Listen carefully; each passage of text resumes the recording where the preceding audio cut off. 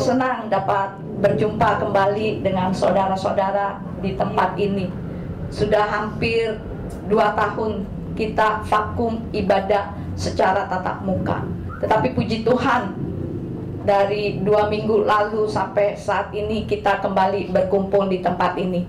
Walaupun masih kehadiran masih belum maksimal, saudara.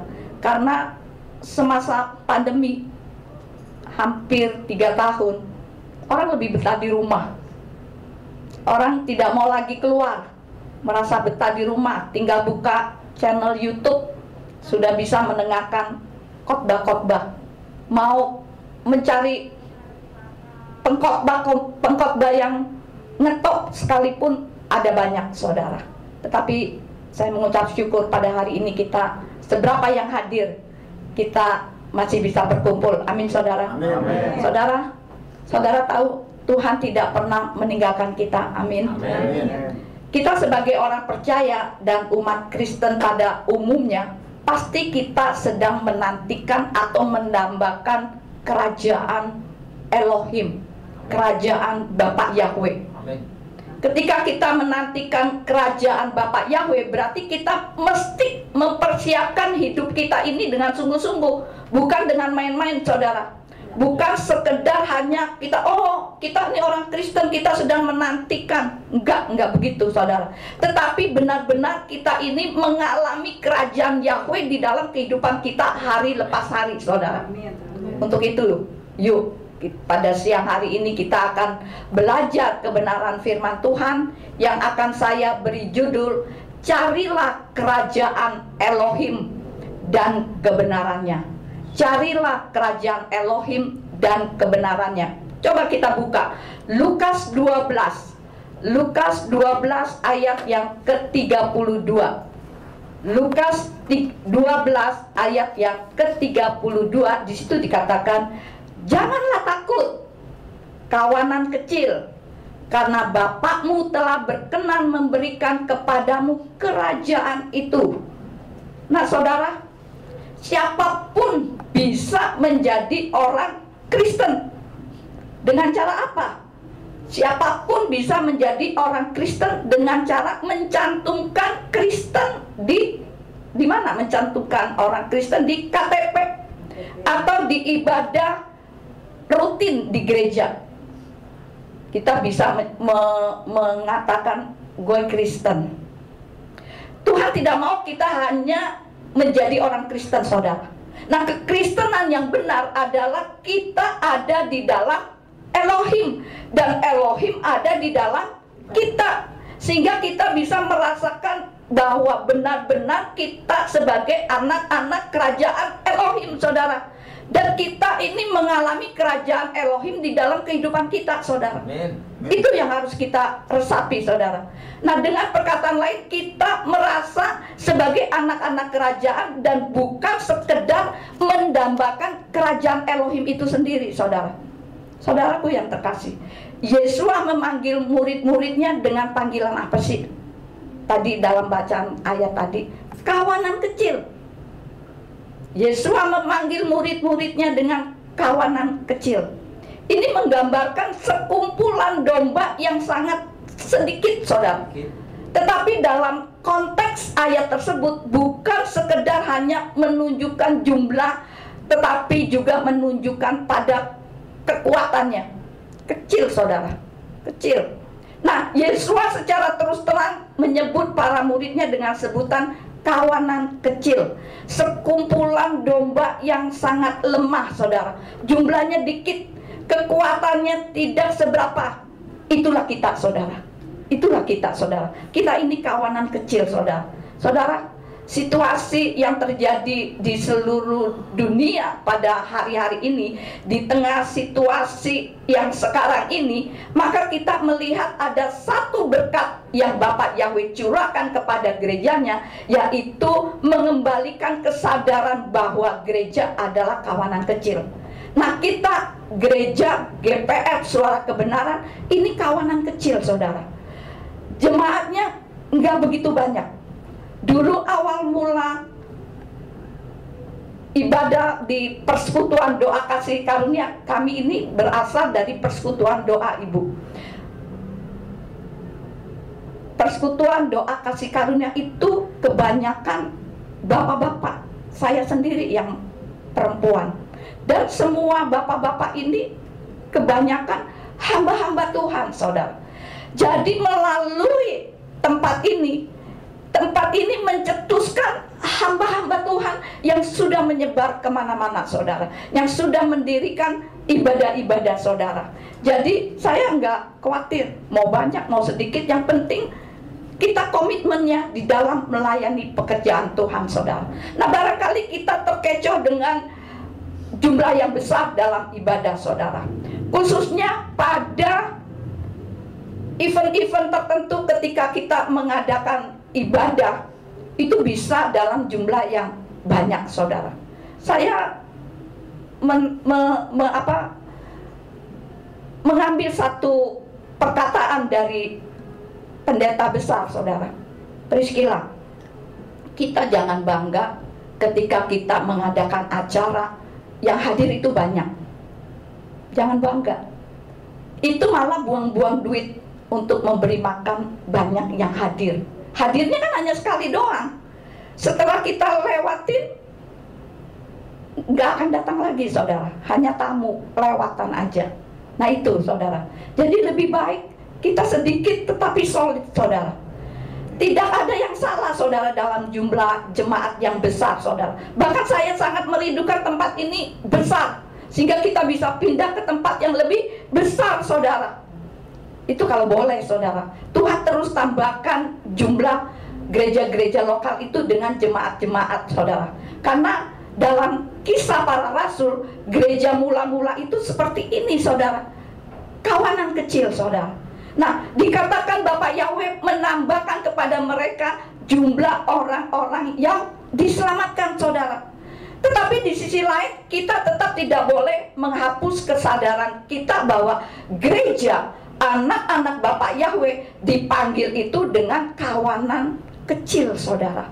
Kawanan kecil. Nah, sebelum saya membahas lebih lanjut tentang makna yang terkandung dalam panggilan kawanan kecil ini, saya ajak saudara terlebih dahulu buka Lukas 12 ayat yang ke-32 yang tadi.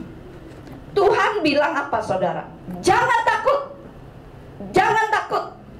Bapak Yahweh bicara tentang kerajaan. Jangan takut, hai kawanan kecil.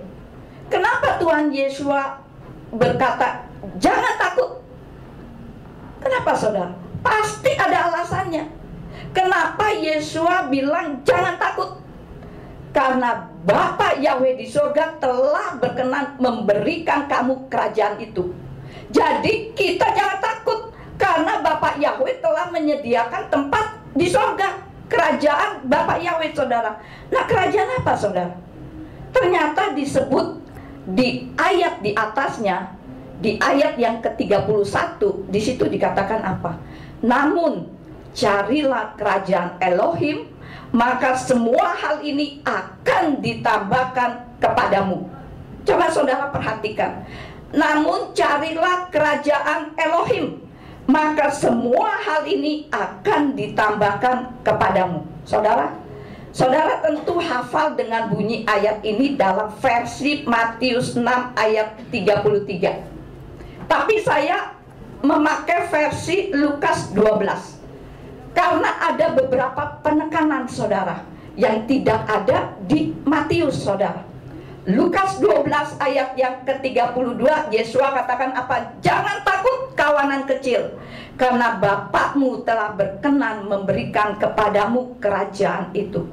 Bapak Yahweh sudah suka sama kita, saudara.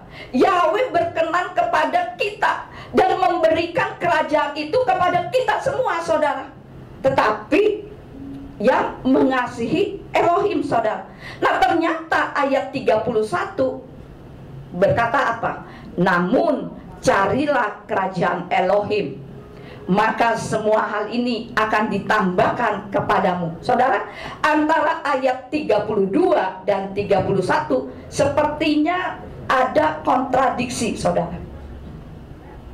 Ayat 31 berkata, cari. Namun carilah kerajaan Elohim. Kemudian ayat 32-nya berkata gini, saudara, Bapakmu telah berkenan memberikan kepadamu kerajaan itu. Jadi yang jadi pertanyaannya, yang betul yang mana, saudara? Kita harus cari untuk mendapatkannya, atau kita tinggal nunggu dan Bapak Yahweh memberikan kerajaan itu, saudara? Nah, ini rahasianya, saudara. Kedua pernyataan Tuhan sebutkan itu sebenarnya dua ayat ini tidak bertentangan, saudara. Sebenarnya Bapak Yahweh berkata gini, saudara, Yahweh sudah berkenan untuk memberikan kepada kita, tetapi saudara harus tahu rahasianya untuk bisa mendapatkan kerajaan itu, saudara. Jadi kerajaan itu bukan kita dapatkan dengan kekuatan kita sendiri, saudara, atau bukan dengan hasil pencarian kita sendiri, melainkan itu dianugerahkan kepada kita. Namun untuk dapat anugerah itu, kita harus tahu rahasianya, saudara. Apa kira-kira rahasianya, saudara? Yang pertama, saudara, dari pembacaan ayat-ayat dalam Lukas 12, yang pertama, rahasia sebutan kawanan kecil. Kawanan kecil, saudara. Saudara, saat saya merenungkan ini, saudara, saya menangkap satu pesan dari perkataan Tuhan. Ketika Yesua berkata kepada murid-muridnya, jangan takut, hai kamu kawanan kecil. Jangan takut, hai kamu kawanan kecil.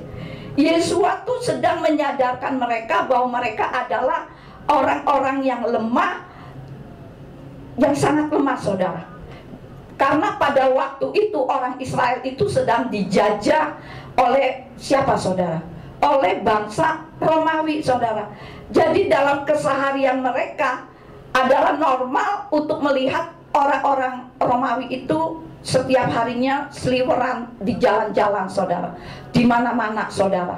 Orang-orang Yahudi itu adalah orang-orang yang lemah, saudara, tidak mampu untuk melawan orang Romawi, saudara. Maka wajar di dalam benak mereka, orang Yahudi itu tersimpan satu impian untuk membangun kekuatan untuk suatu hari kelak mereka itu bisa melawan orang-orang Romawi, saudara. Nah, Yesua ingin menyadarkan para muridnya bahwa bukan itu tujuan hidup mereka, saudara. Yesua berkata apa? Kamu adalah kawanan kecil.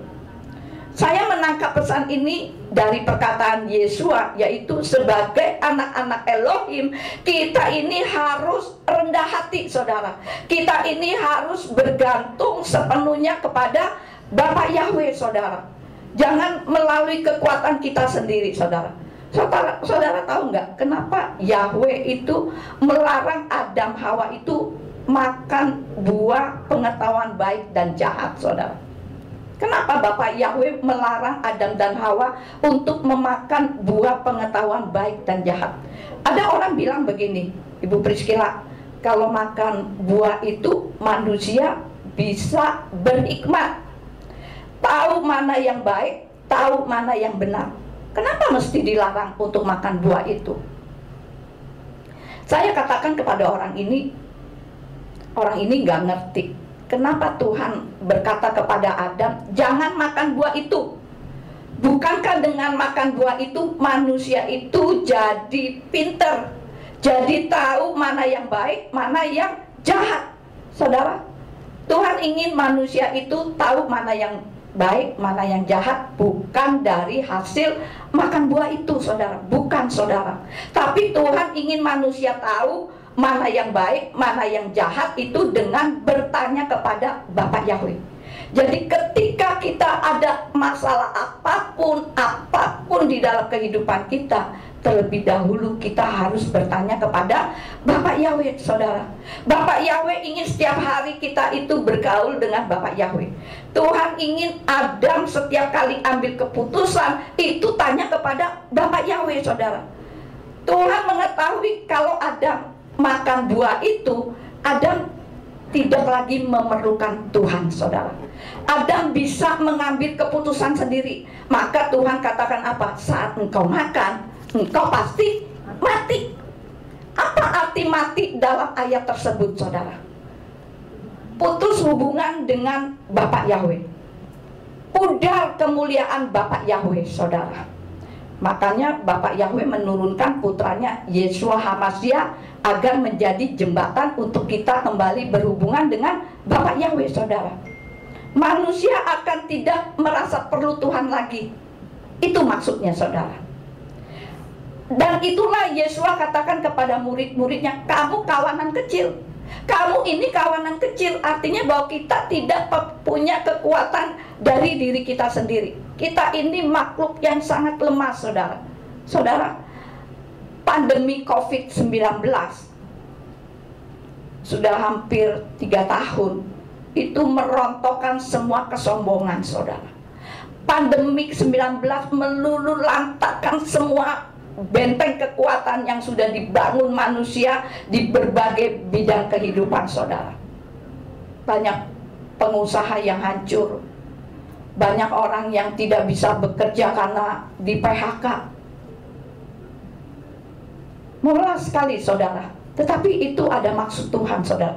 Para pemimpin bangsa mengantisipasi kemungkinan terjadi wabah serupa, sehingga terjadi keadaan yang darurat dalam bidang-bidang kehidupan manusia, saudara. Kenapa Tuhan mengizinkan adanya COVID-19 ini, saudara? Kenapa kita harus pakai masker, saudara? Kenapa kita harus tinggal di rumah? Kenapa kita harus cuci tangan, saudara? Semua ada maksud Tuhan. Kita pakai masker untuk apa sih? Untuk apa kita pakai masker? Kalau secara manusia agar tidak tertular, agar tidak kena debu. Tetapi kalau secara rohani, kenapa Tuhan suruh kita pakai masker? Agar kita tidak pernah berpikir negatif, agar kita tidak pernah berbicara yang tidak senonoh kepada orang-orang, saudara. Kenapa kita harus cuci tangan? Kita harus suci di hadapan Bapak Yahweh. Kenapa kita harus diam di rumah? Agar kita terus menghadirkan hadirat Tuhan setiap saatnya, saudara. Itu, saudara, kenapa Tuhan izinkan pandemi ini terjadi di seluruh dunia, saudara. Nah, kita ini kawanan kecil. Kita harus tetap bergantung sama Bapak Yahweh. Dan kita ini harus merendahkan diri, saudara. Dosa pertama di alam semesta adalah kesombongan, saudara. Akar dari semua dosa adalah apa, saudara? Kesombongan, saudara. Ada orang bertanya lagi gini, bukankah di kitab suci mengatakan akar dari segala dosa adalah cinta akan uang? Benar nggak, saudara? Akar dari dosa adalah cinta akan uang. Benar nggak? Bukan, saudara. Baca baik-baik bunyi natsnya. 1 Timotius 6 ayat yang ke-10. Dikatakan apa? 1 Timotius 6 ayat yang ke-10. Sebab akar segala kejahatan adalah cinta uang. Jadi akar dari kejahatan itu bukan dosa, saudara. Bukan dosa, saudara. Maksudnya apa? Akar dari segala kriminalitas itu ujung-ujungnya pasti uang, saudara. Kenapa ada perampok? Kenapa ada pemboman? Ada pembunuhan? Karena masalah perut, karena masalah uang, saudara. Tapi akar dari segala dosa, kalau kita bicara dosa, lebih luas dari sekedar kejahatan kriminalitas, saudara. Akar dari segala dosa adalah apa tadi? Kesombongan, saudara. Itulah ketika si Hilen ben Sakar, salah satu penghulu malaikat di sorga, itu memberontak kepada Bapak Yahweh. Kenapa dia memberontak, saudara? Karena kesombongan. Dia mau menyamakan Bapak Yahweh, saudara. Tiba-tiba dia berpikir oh, gue bisa menjadi Bapak Yahweh. Mungkin dia berpikir, jika hanya begitu aja, aku juga bisa kok jadi Tuhan. Itu kesombongan, saudara. Itu kesombongan, saudara. Makanya Yesus sekali lagi berkata kepada murid-muridnya, kamu ini kawanan kecil. Jumlah boleh bertambah, tapi tetap bilang kamu kecil. Kamu tidak punya apa-apa. Jadi yang pertama adalah pertahankan kerendahan hati kita, saudara. Jaga kemurnian di hadapan Bapak Yahweh. Tetap kehidupan kita itu bergantung kepada Bapak Yahweh. Banyak uang, pangkat tinggi, relasi banyak, semua itu tidak menolong kita, saudara. Semuanya itu fana nantinya, saudara. Begitu kehidupan kita selesai dipanggil Tuhan, habis semua. Itulah fana, saudara. Jadi kitab Pengkhotbah sebenarnya adalah kitab yang memberitahu kepada kita bahwa segala sesuatu di muka bumi ini adalah fana semuanya, saudara. Jadi tidak ada kekuatan apapun di dalam diri kita yang bisa bertahan lama. Semuanya itu pasti akan runtuh, saudara. Jadi kita perlu bergantung kepada Bapak Yahweh. Kawanan kecil, kita harus rendah hati. Jaga ketulusan, jaga hati kita, jaga kehidupan kita. Kalau kita ini adalah kawanan kecil. Itu yang pertama, saudara. Sekarang yang kedua, apa rahasia agar Bapak Yahweh menganugerahkan kerajaan surga dari pembacaan ayat-ayat dalam Lukas 12? Lukas 12 ayat 31-32 sepertinya bertentangan, saudara. Ayat 31, carilah kerajaan Elohim. Kemudian ayat 32-nya, Bapa memberikan kepadamu kerajaan itu. Saudara, ini rahasianya, saudara. Ayat 31, ayat 32 diapit oleh dua pengajaran penting di atasnya, saudara. Hal yang pertama yang saya bagikan adalah kita ini kawanan kecil, saudara. Nah, yang kedua, apa rahasia supaya kerajaan sorga itu bisa menjadi perkenanan Bapak Yahweh di dalam kehidupan kita, saudara? Yang kedua, kalau kita memperhatikan pesan-pesan Bapak Yahweh, petunjuk Bapak Yahweh, ayat di atasnya, coba saudara, ayat 22 sampai 30. Ayat 22 sampai 30 di situ dikatakan apa? Coba ada yang bisa bantu baca nggak? Dari Lukas 12 ayat 22 sampai 30. Coba ada yang bantu baca. Lukas pasal 12 ayat 22 sampai 30. Ayat 22. Firman Tuhan, carilah kerajaan Elohim. Dan dia berkata kepada murid-muridnya, sebab itu aku berkata kepadamu, janganlah khawatir dengan hidupmu, kamu akan makan apa, ataupun dengan tubuhmu, kamu akan memakai apa. Hidup itu lebih daripada makanan, dan tubuhmu lebih daripada pakaian.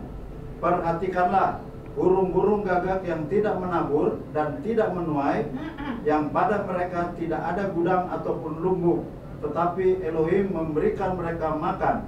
Betapa kamu jauh lebih berharga daripada burung-burung itu. Dan siapakah dari antara kamu yang karena kekhawatirannya dapat menambahkan sehasta saja pada umur hidupnya?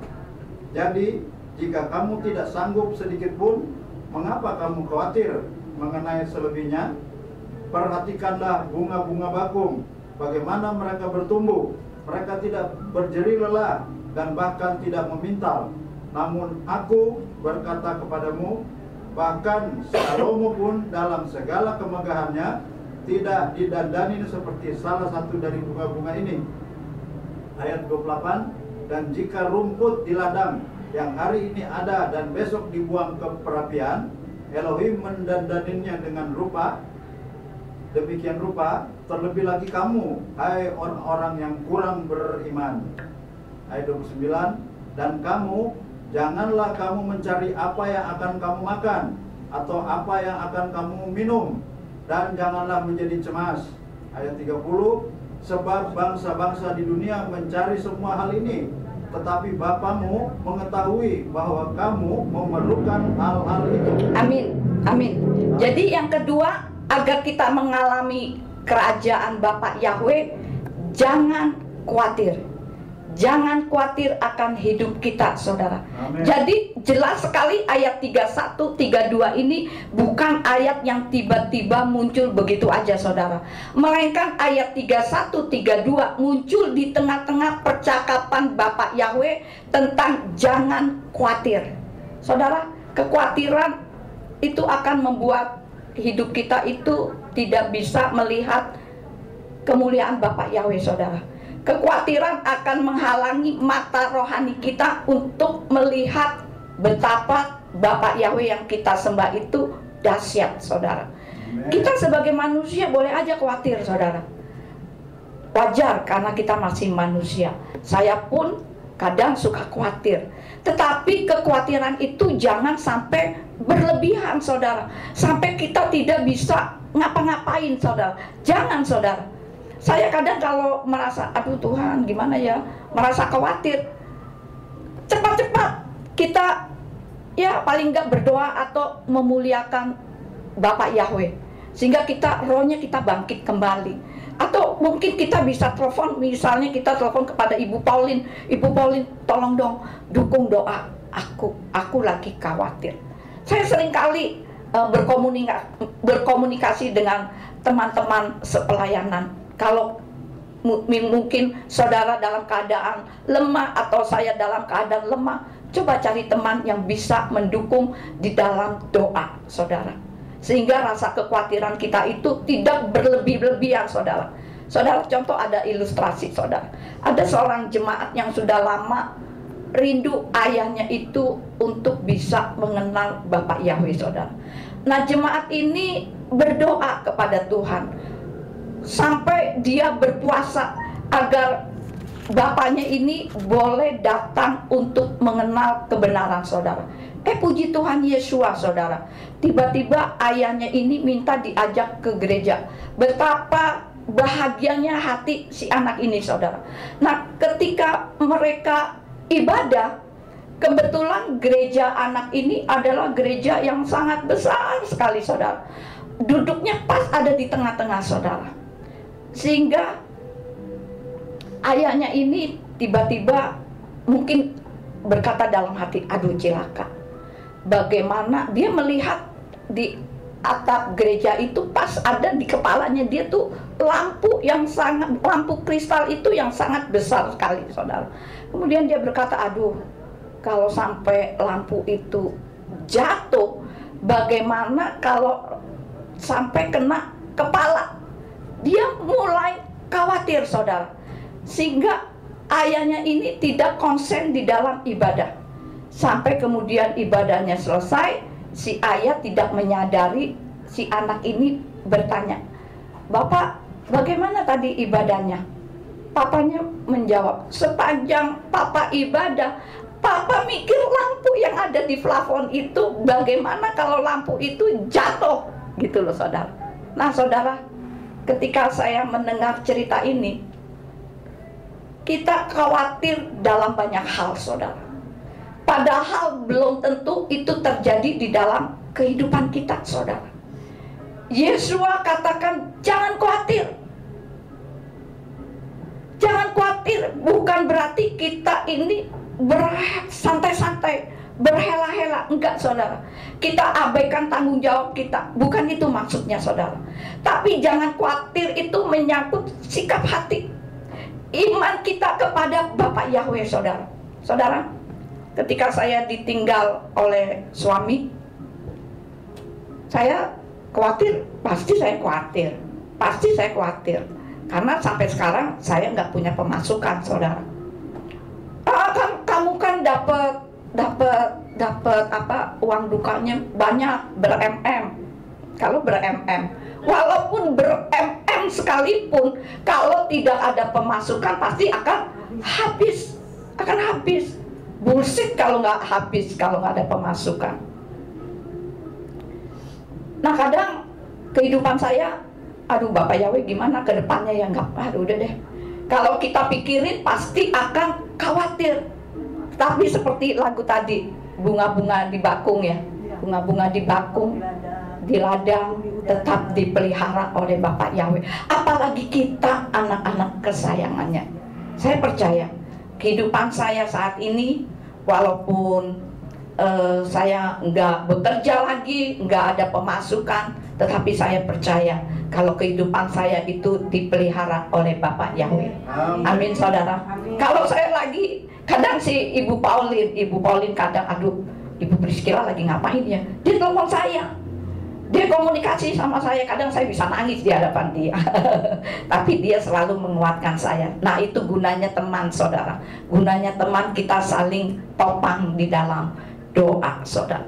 Jadi kita tidak perlu khawatir. Kenapa, saudara? Karena Yesua katakan apa, saudara? Apakah dengan kekhawatiran saudara, saudara bisa bertambah sejengkal kehidupan saudara? Nggak bisa, saudara. Apa kekhawatiran akan menambah kebaikan? Enggak juga. Kekhawatiran tidak mendatangkan manfaat apapun di dalam kehidupan kita, saudara. Jadi kita tidak perlu khawatir. Percaya saja kehidupan kita ini kepada Tuhan, saudara. Dulu ketika saya ditangkap Tuhan, saya lari-lari dulu sama Tuhan. Saya nggak mau, karena saya orang yang penuh dengan hura-hura.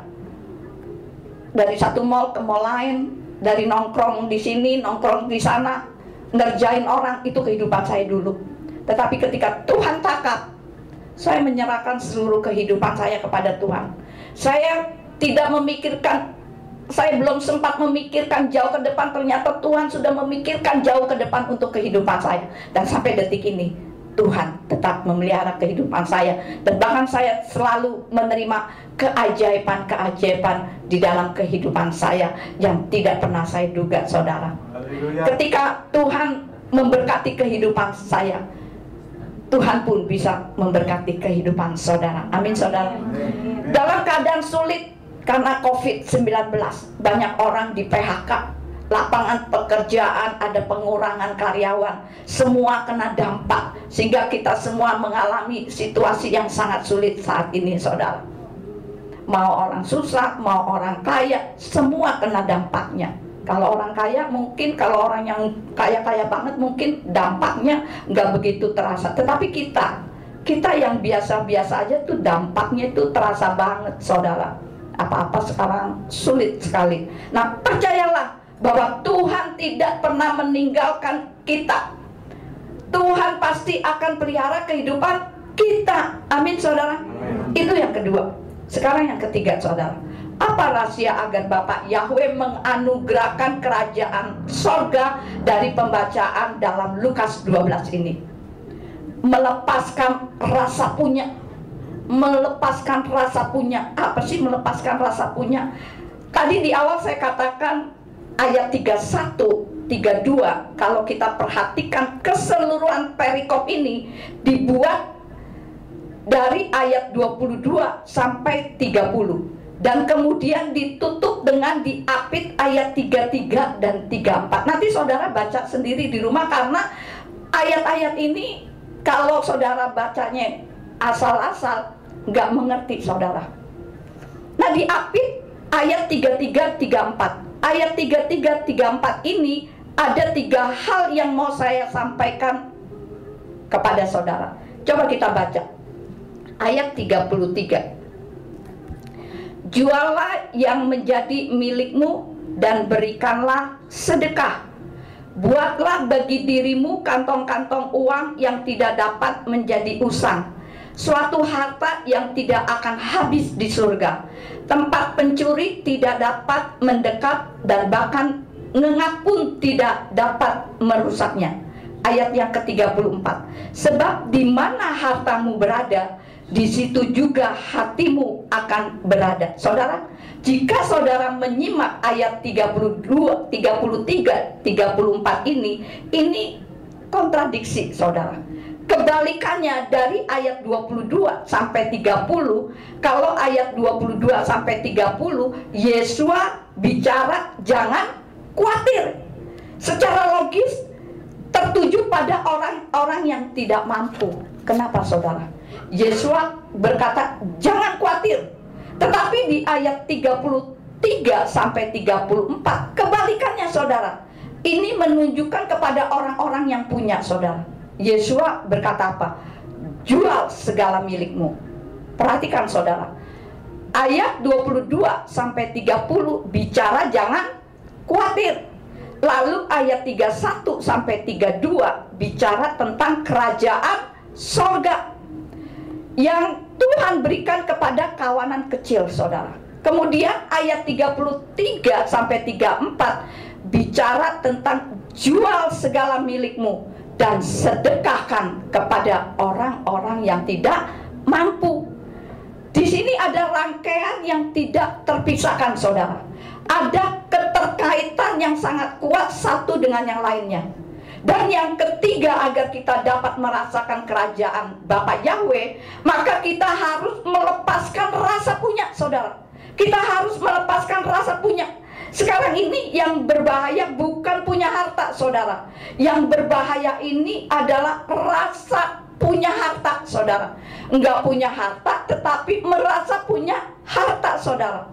Rasa punyanya itu membuat orang menjadi sombong, saudara. Merasa tidak butuh Tuhan. Di sini bukan menuju pada nominal hartanya, saudara. Di sini hanya lebih menuju kepada sikap hati, mentalitas. Nah, ini yang berbahaya, saudara. Saudara punya banyak harta, silakan. Saudara mempunyai banyak mobil, silakan. Saudara punya banyak uang, silakan, bagus itu. Tapi rasa punya itu yang berbahaya, saudara. Rasa punya itu yang berbahaya. Misalnya, saudara, saya membawa uang yang sebenarnya bukan milik saya.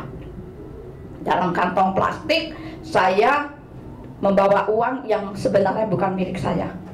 Tapi karena uang tersebut ada di tangan saya, maka saya dengan pedenya merasa, ini uang gue loh, ini uang gue loh. Saya merasa ada kekuatan, saudara. Saya merasa ada power karena adanya uang yang di tangan saya.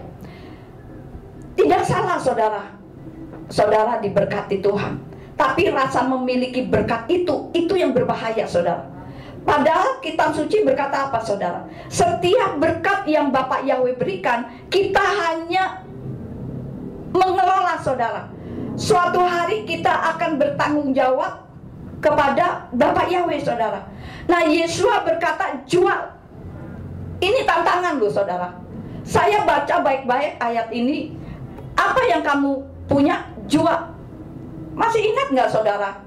Ada satu orang Farisi, masih muda, dia seorang rohani menurut ukuran orang Yahudi. Masih ingat nggak ceritanya? Coba kita buka Markus 10. Markus 10 ayat 17 sampai 22. Ayat 17-nya di situ dikatakan apa? Dan ketika dia keluar ke jalan, seseorang dengan berlari, perhatikan, saudara, seseorang dengan berlari dan berlutut kepadanya, menanyakan dia, guru yang baik, perhatikan ya, guru yang baik, aku harus melakukan apa agar mewarisi hidup yang kekal? Coba saudara perhatikan, dia lari, mungkin larinya kencang sekali kejar Yesua. Begitu ketemu Yesua langsung apa? Langsung berlutut dan bertanya.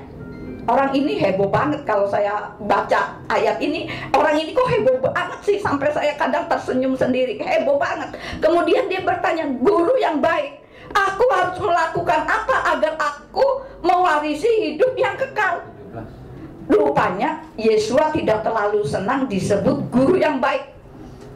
Bagaimana saya bisa katakan demikian kalau Yesua tidak senang disebut guru yang baik? Dari ayat 18, saudara. Di situ dikatakan apa? Dan Yesua berkata kepadanya, mengapa engkau mengatakan aku baik? Nah, ini yang dipersoalkan pernyataan anak muda ini. Ditantang balik oleh Tuhan Yesua, saudara. Tidak seorang pun yang baik kecuali satu, Elohim. Kemudian ayat 19-nya, engkau mengetahui perintah-perintah ini. Jangan berzina, jangan membunuh, jangan mencuri, jangan bersaksi dusta, jangan menipu, hormatilah ayah ibumu.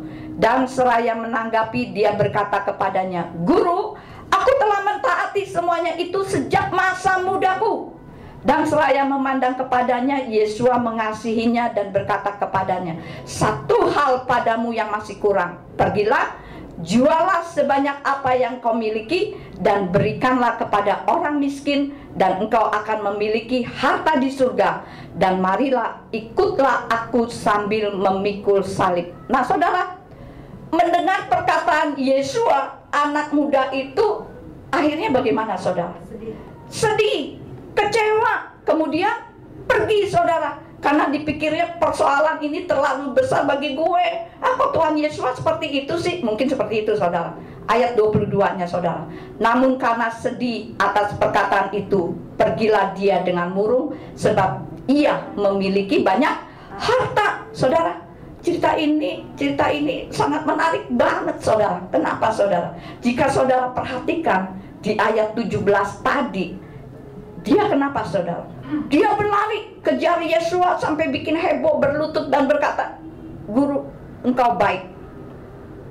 Tapi di ayat 22 dia kecewa sama Tuhan. Cuma beda 5 ayat loh saudara. Kemudian kecewa saudara. Beda 5 ayat. Tadinya di ayat yang keberapa tuh, 17, dia sangat menggebu-gebu kejar Yesus. Di ayat 22 dia kecewa dan pergi. Beda 5 ayat saudara. Kenapa dia seperti itu saudara? Saya ingin menggarisbawahi hal ini dengan serius saudara. Yaitu kita sebagai anak-anak Bapa Yahweh, kita baiknya kita menabur saudara.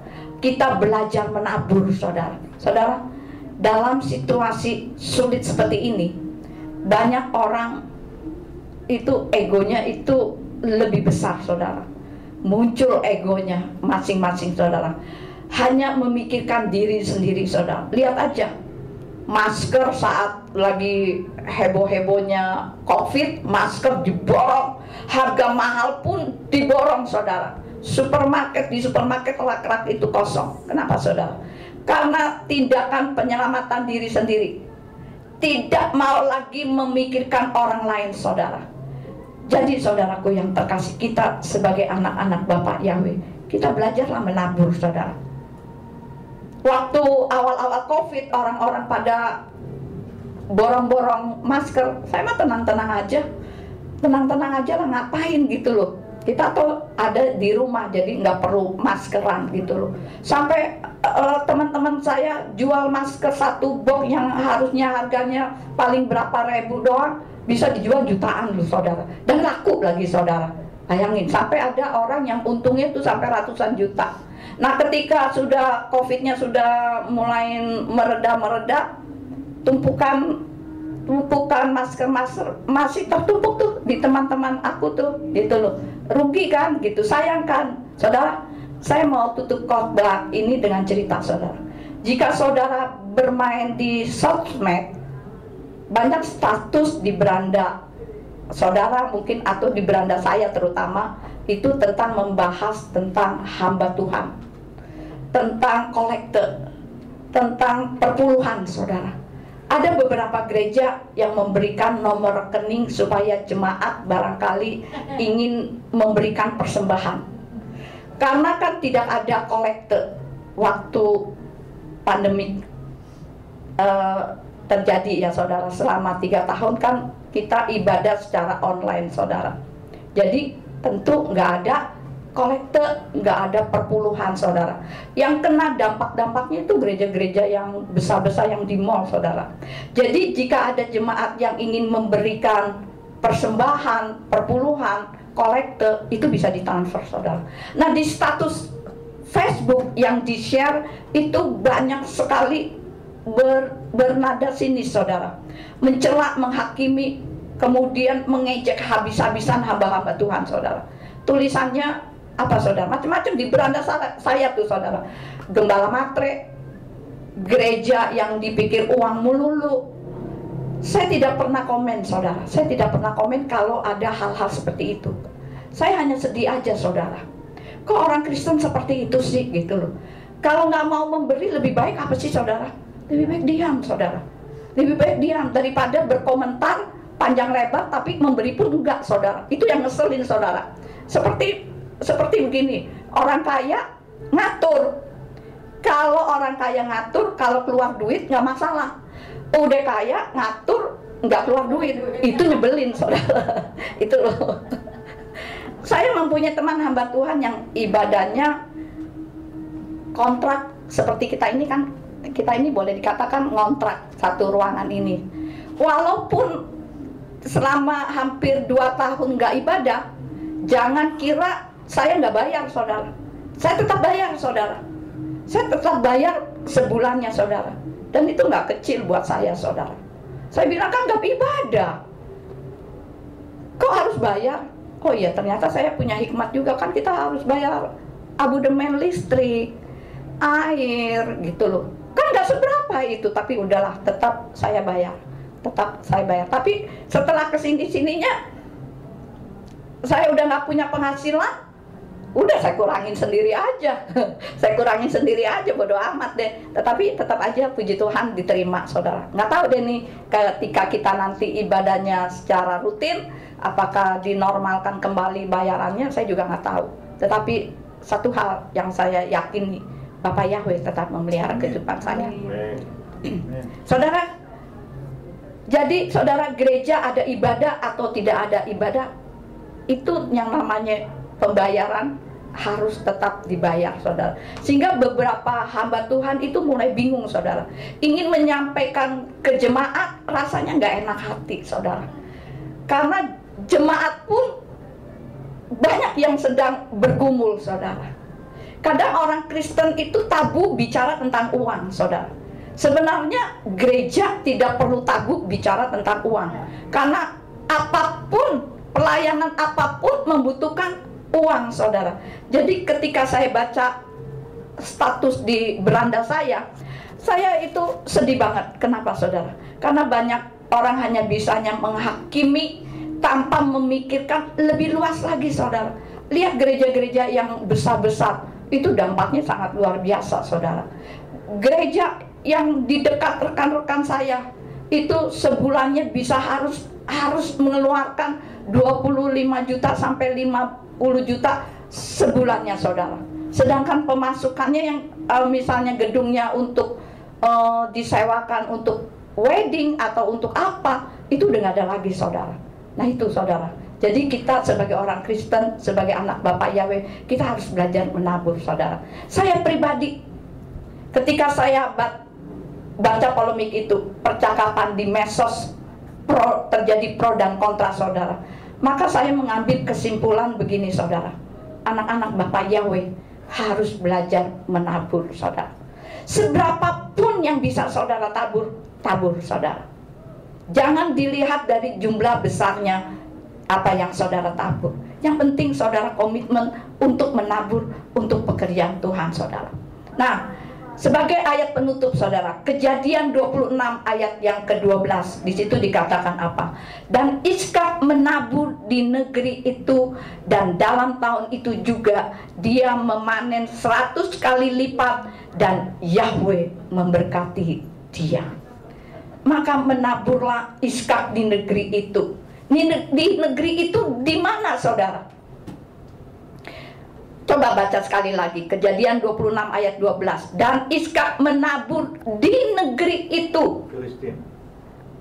dan tahun itu juga dia memanen 100 kali lipat, dan Yahweh memberkati dia. Maka menaburlah Iskak di negeri itu. Di negeri mana, saudara? Kalau saudara baca kisah ini keseluruhan, Iskak itu di tanah mana tadi? Filistin. Iskak tinggal di negeri orang. Dia sebagai orang asing, sebagai orang yang tidak punya hak apa-apa, saudara, yang bisa suatu saat harus pindah ke tempat lain, saudara. Saudara tentu tahu bagaimana karakter orang Filistin, saudara. Tapi kitab suci berkata apa, saudara? Menaburlah Iskak di tanah itu. Nah, saya menggambarkan kita hari-hari ini seperti seakan-akan kita ini seperti Iskak, saudara, yang ada di tanah Filistin, saudara. Saya tidak bicara negara, saudara, tapi situasi seperti Iskak di tanah Filistin itu berat, saudara. Gak enak, saudara. Gak menentu, saudara. Tidak ada jaminan untuk hari esok, saudara. Tapi Iskak tetap menabur, saudara.